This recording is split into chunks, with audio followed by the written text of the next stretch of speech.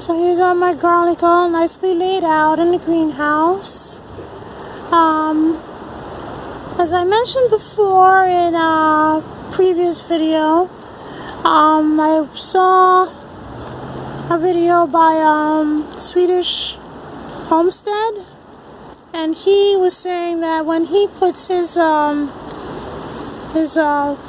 to cure or dry out or whatever, he puts it in the rafters of his barn, and it's really hot in there. You know, it's hot up top in the rafters, and so that helps the garlic to cure well. And also he said that it helps the garlic, he believes anyway, that it allows the garlic to also, I guess, have a longer storage time. Something about the heat, I think he says, is it keeps the garlic from breaking dormancy. So if you allow the garlic to have a cold spell, let's say, if you perhaps were to leave it out here in the greenhouse over the winter, then it would break its dormancy. So if you leave it warm, if you leave it to stay warm,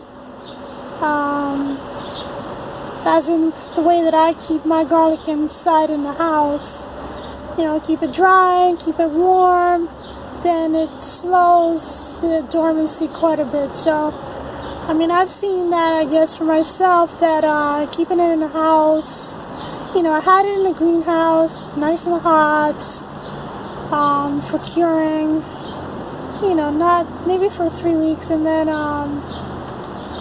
in about, maybe next week I'll try to braid these, if I have time. And then I'll store the garlic in the house. So that's it for now, I guess. Meanwhile, I have all these flowers in the greenhouse. I was responding to a comment from New Orleans Gardener, and she was like, "Are you gonna plant any more flowers?" And I was like, "Miss Linda, you know that you and I could never have enough flowers." So I have zinnias over there and sunflowers. This is broccoli and kale.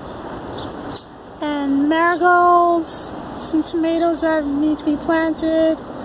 More marigolds.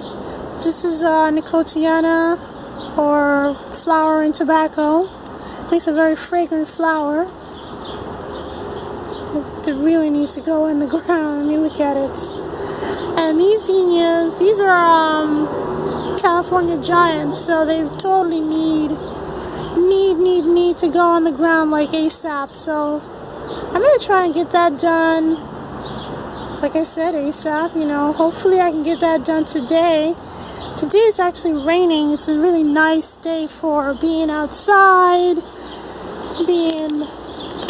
Well, not for being outside, for being in a greenhouse. If you're a plant, yeah, it's a nice day to be outside. So yeah, I got flowers all over the place. My husband works for a company that supplies big box stores with their flowers, their annuals, and so he brings me their leftovers, their rejects.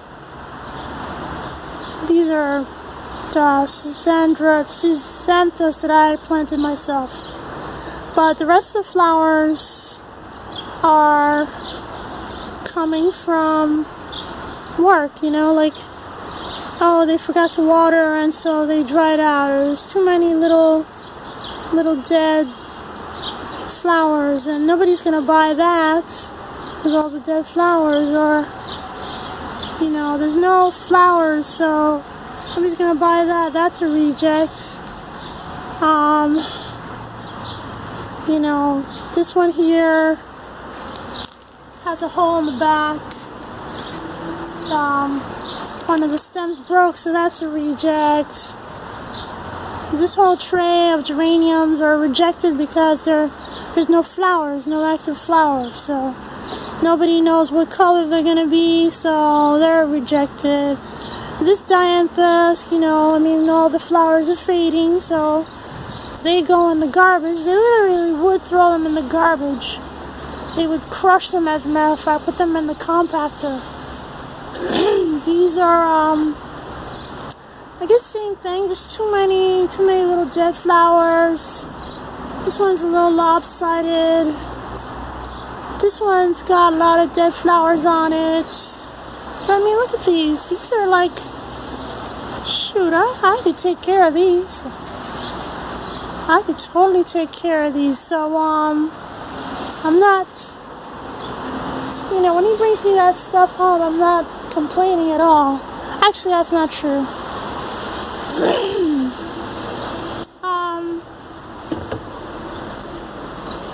Right now, I'm complaining a little bit because I'm like, holy cow, I'm running out of place to plant these flowers. This is a good complaint, I think.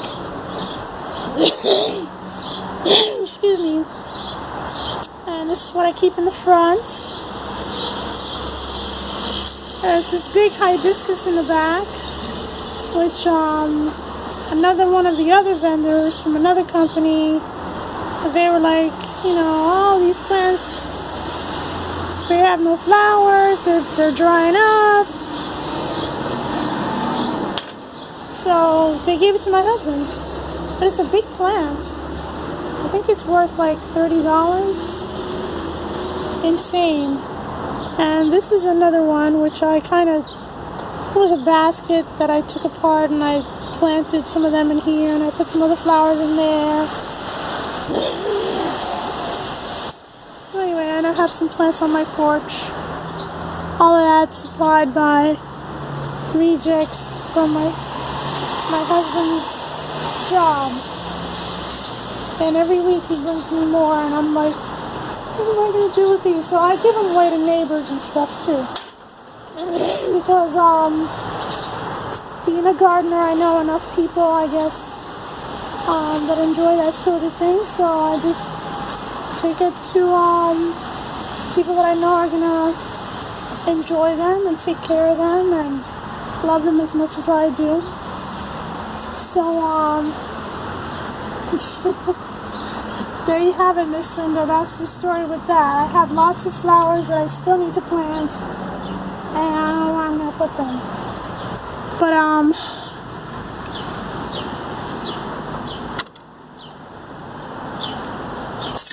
and these are, this is my entry, my, eyesore. I need to get rid of this stuff because, well, these are some sunflowers that I guess they came up from seeds last year and I need to put them someplace.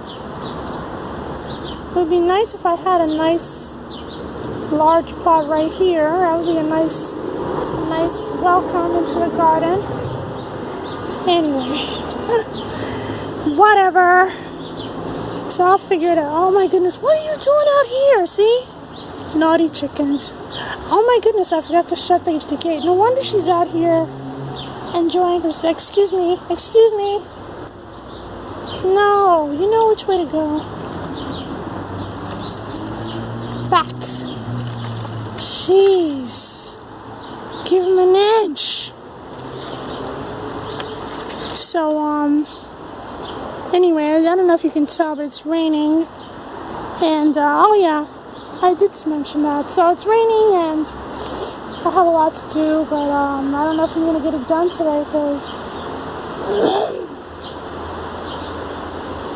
you know, there's a limited amount of things I can probably do. Anyway, but I think that's good for now. I think I have enough things that I could maybe do in the greenhouse.